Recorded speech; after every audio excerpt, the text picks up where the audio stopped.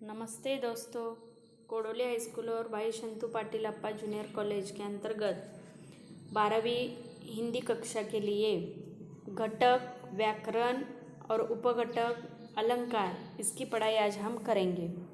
अलंकार जिस प्रकार स्वर्ण आदि के आभूषणों से शरीर की शोभा बढ़ती है, उसी प्रकार भाषा में भी काव्य की सुंदरता लाने के लिए अलंकार की महत्वपूर्णता होती है।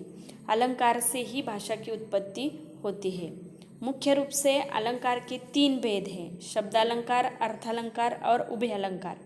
11वीं कक्षा के लिए हमने युवक भारती पाठ्यपुस्तक में हमने शब्दालंकार की जानकारी ले ही। यहाँ पर हम अर्थालंकार का अध्ययन करेंगे। अर्थालंकार में कुल 5 प्रकार हैं: रूपक, उपमा, उत्प्रेक्षा, अतिशयोक्ति और दृष्टांत।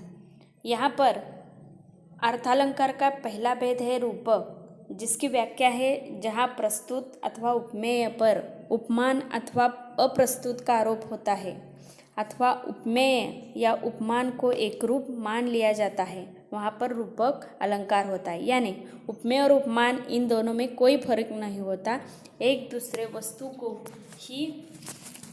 को इस प्रकार रखना है कि दोनों अभिन्न मालूम हो जाए। उसका उदाहरण देखेंगे। पायो जी मैंने राम रतन धन पायो। दूसरा उदाहरण है चरण सरोज पखारन लागा। तीसरा उदाहरण है सिंधु सेज पर धरा वधु, अब तनिक संकुचित बैठी सी। अब दूसरा प्रकार है उपमा, जहाँ पर किसी एक वस्तु की तुलना दूसरे लोग प्रसिद्ध वस्तु से रूप, रंग, गुण, धर्म या आकार के आधार पर ही की जाती है, वहाँ पर उपमा अलंकार होता है। अर्थात उपमेय की तुलना उपमान से की जाती है, वहाँ पर उपमा अलंकार होता है। उसका उदाहरण है चरण कमल समकोमल। दूसरा उदाहरण है मोती लड़ियों से सुंदर, झरते हैं झाग भरे निर्जर। तीसरा उदाहरण है जीव बिनु देह, नदी बिनु वारी, तैसे ही अनाथ, पुरुष बिनु नारी। यहाँ पर उपमेय और उपमान इन दोनों में कोई फर्क नहीं होता, दोनों की तुलना एक जैसी होती है, इसीलिए यहाँ पर उपमा अलंकार हो जाता है। अब तीसरा प्रकार है उत्प्रेक्षा अलंकार, जहाँ पर उपमेय में उपमान की संभावना प्रकट की जाए या उपमेय को ही उपमान मान लिया जाए, वहाँ पर उत्प्रेक्षा अलंकार होता है। उत्प्रेक्षा अलंकार का अर्थ इस प्रकार स्पष्ट होता है: उत अधिक प्र अधिक इक्षा, अर्थात प्रकट रूप से देखना। इस अलंकार में मानो जनु जानहु, मन मनु यानी मानहु जैसे शब्दों का प्रयोग किया जाता है।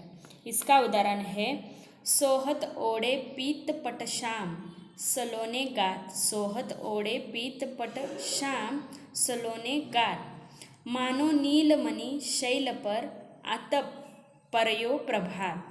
दूसरा उदाहरण है उसका, उस क्रोध के मारे तनु उसका कांपने लगा। उस क्रोध के मारो तनु उसका कांपने लगा, मानो हवा के जोर से सोता हुआ सागर जगा। मानो हवा के जोर से सोता हुआ सागर जगा। यानी उपमेय और उपमान में कोई संभावना यहाँ पर प्रकट नहीं होती, इसीलिए यहाँ पर उत्प्रेक्षा अलंकार हो जाता है। अब चौथा अलंकार है अतिशयोक्ति अलंकार, जहाँ पर लोग सीमा अथवा लोक मान्यता का अतिक्रमण करके किसी विषय का वर्णन किया जाता है, वहाँ पर अतिशयोक्ति अलंकार माना जाता है। अतिशयोक्ति शब्द 2 शब्दों से मिलकर बना है। अतिशय अधिक उक्ति, अर्थात अतिशय बढ़ा चढ़ाकर कही गई बात, यानी भाषा के अंतर्गत बढ़ा चढ़ाकर की गई हुई बातों को यहाँ पर अतिशयोक्ति अलंकार हो जाता है। जहाँ पर उदाहरण हम देखेंगे, हनुमंत की पूंछ में लग न पाई आग। हनुमंत की पूंछ में लग न पाई आग, लंका सगरी जल गई, गए निशाचर भाग। यहाँ पर हनुमंत की पूंछ इतनी लंबी है कि उसे आग लगने पर सारी लंका का जलन हो गया। दूसरा उदाहरण यहाँ पर है पड़ी अचानक नदी अपार। पड़ी अचानक नदी अपार, घोड़ा उतरे कैसे पार, घोड़ा उतरे कैसे पार। राणा ने सोचा इस पार, तब तक चेतक था उस पार। इस प्रकार के अन्य बातों को बढ़ा चढ़ाकर कहने वाले अलंकार को अतिशयोक्ति अलंकार कहा जाता है। आखिरी अलंकार का प्रकार है दृष्टांत अलंकार। दृष्टांत का अर्थ है उदाहरण।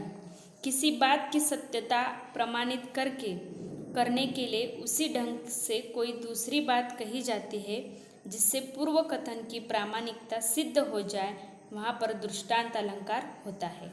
यानी यहाँ पर किसी भी बात की सत्यता बतलाने के लिए यहाँ पर दृष्टांत अलंकार का इस्तेमाल किया जाता है। इसका उदाहरण है करत करत अभ्यास के जड़मति होत सुजान, जड़मति होत सुजान। रसरी आवत जात है, रसरी आवत जात है। सील पर पड़त निशान, सील पर पड़त निशान। दूसरा उदाहरण है एक म्यान में दो तलवारें, एक म्यान में दो तलवारें कभी नहीं रह सकती है, कभी नहीं रह सकती है। किसी और पर प्रेमपति का, किसी और पर प्रेमपति का नारियां नहीं सह सकती, नारियां नहीं सह सकती। यानी जिस प्रकार एक म्यान में दो तलवारें नहीं रख सकती, उसी प्रकार एक सतीव्रता के लिए प्रेम का महत्व अधिक मालूम होता है।